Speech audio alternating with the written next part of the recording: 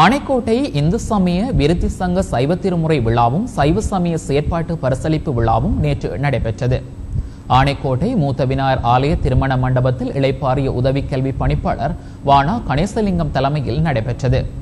ஆசியுரையை கிருஷ்ணேஸ்வர குருக்கள், வாழ்த்துறையை இளைப்பாறிய உப அதிபர் கானா கதிரேசு, வரவேற்புரையை இந்து சமய விருத்தி சங்க பொருளாளர் ஈனா சரவணபவன் ஆகியோர் வழங்கினர்.